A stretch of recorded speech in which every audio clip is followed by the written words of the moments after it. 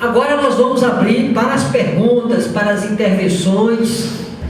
Boa tarde a todos. Meu nome é Fausto Arruda, eu sou presidente do Conselho Editorial do jornal A Nova Democracia, lá do Rio de Janeiro. Eu queria fazer um comentário em cima de dois aspectos. Primeiro, da questão da guerrilha do Araguaia, que nós estamos marcando aqui como 40 anos. Eu diria que a guerrilha do Araguaia, nós poderíamos comemorar os 50 anos, pelo menos.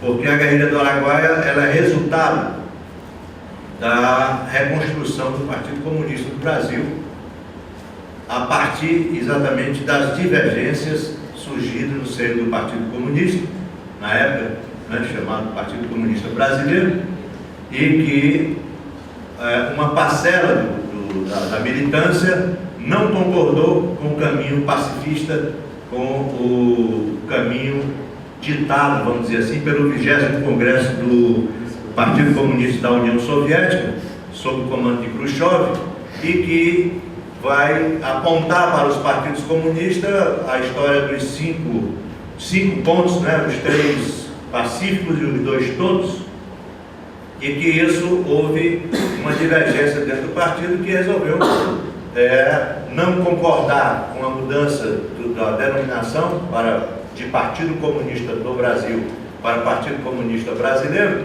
e fez a reconstrução do partido, mantendo exatamente a mesma denominação de Partido Comunista do Brasil. E isso implicava o quê? Implicava assumir uma linha revolucionária, contrária àquela linha eleitoreira do partido do PCP, né, e pacifista da competição pacífica, da emulação pacífica, da transição pacífica para o socialismo, né?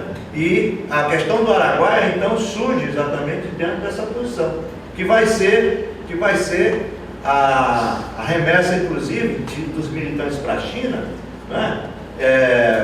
Para discutir o caminho, né, da guerra popular prolongada, que era o caminho exatamente, que foi o caminho da Revolução Chinesa, né? E era o caminho da luta que estava sendo travada também no Vietnã, né? Os documentos do GIAP sobre a Guerra do Povo, né, é nada mais nada menos do que a cópia, vamos dizer assim, né, dos documentos sobre a Guerra Popular. Então a guerrilha do Araguaia é uma posição ideológica, política ideológica firme, tirada exatamente nesse sentido.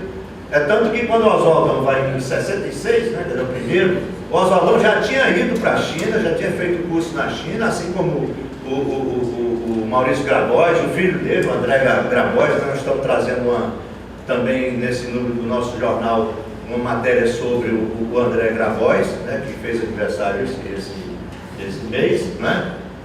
Então, o Araguaia, ele é resultado exatamente dessa questão. Ora, o 72, né, quer dizer, foi o confronto, né, quer dizer, foi quando o Exército, né, quer dizer, entrou. Mas todo o processo de preparação, isso que você colocou, né, da ligação com o povo, só pôde acontecer porque foi um novo período de chegança, né, e de aproximação com a massa, com os camponeses da região, né, e, portanto, o Araguaia, né, eu considero, inclusive, né, quer dizer, que a gente tem que discutir também aqui a atualidade do Araguaia. Por quê? Porque a luta camponesa do nosso país, né, quer dizer, a questão da terra é uma questão que se arrasta secularmente, né? E ela não vai ser resolvida no âmbito desse Congresso que está aí, desse Estado que está aí, né? Quando lá, por exemplo, o Julião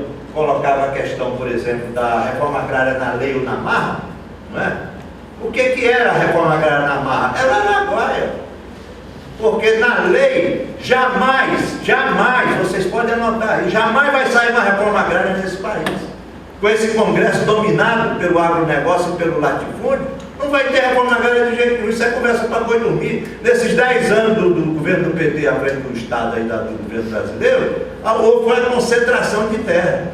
Por quê? Porque qualquer votação que tem lá, os caras fazem a chantagem, né? Essa base aliada que eles têm aí é uma base aliada frágil demais. Por quê? Porque está incluído dentro dela elementos do PMDB e de outros partidos que são ligados ao campo, que são ligados ao agronegócio, são ligados ao latifúndio.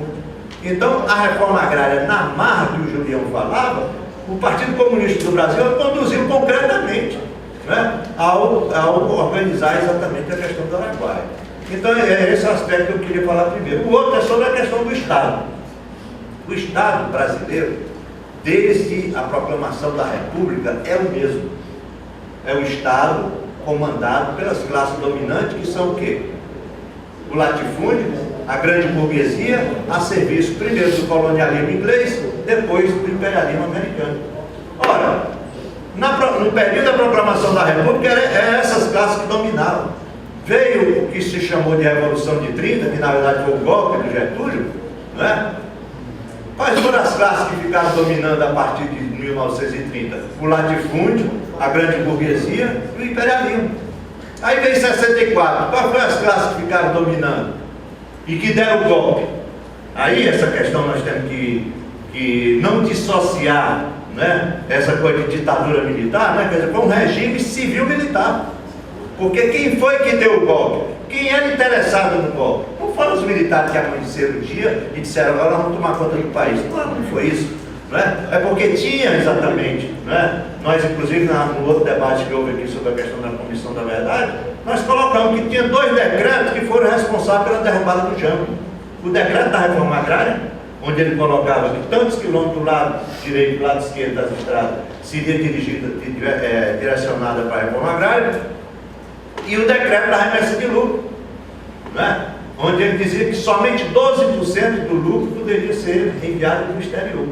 Quer dizer, então, esses 2 decretos foi a gota d'água para as multinacionais, a grande burguesia se juntar com o latifúndio e botar os militares exatamente para poder cumprir a tarefa e fazer o jogo sujo. Mas o financiamento, né? É isso que a Comissão da Verdade, que eu acho, eu sou dos incrédulos, né? Você separou 2 times aí, os que acham que vai resolver tudo e os que acham que não vai resolver. Eu acho que essa Comissão da Verdade não vai, porque ela nasce em cima de compromissos, né? Então, se ela nascer em cima de compromissos, se não tiver o trabalho que nós aqui podemos fazer, né, o trabalho que a gente pode fazer por fora, essa questão não vai ser resolvida. Então, esse Estado que está aí, ele continua o mesmo. É o Estado dos latifundiários, é o Estado da grande burguesia, comandado e a serviço do imperialismo. Então, ele, inclusive, mantém as suas forças de repressão intactas. As forças de repressão estão intactas. Eu colocaria, inclusive, que o assassinato do Paulo Fonteles foi feito pelas mesmas forças que atuavam na repressão, as forças civis que atuavam no Araguaia, né, que atuavam no estado do Pará, né? Então é ali a continuidade do processo, entendeu? Não tem, e como ainda hoje, né? Ainda hoje tem tortura, né? No governo da Ana Júlia houve tortura aqui no estado do Pará.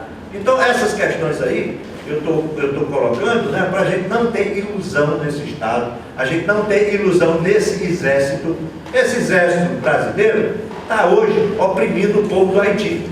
Esse exército brasileiro está oprimindo o povo do Rio de Janeiro nas favelas do Alemão e outras favelas do Rio de Janeiro. Então nós não podemos ter ilusão. Se o regime capitalista, dirigido pela burguesia e pelo latifúndio, tem como espinha dorsal o exército é responsável exatamente de fazer esse jogo sujo. E vai fazer na hora que eles quiserem.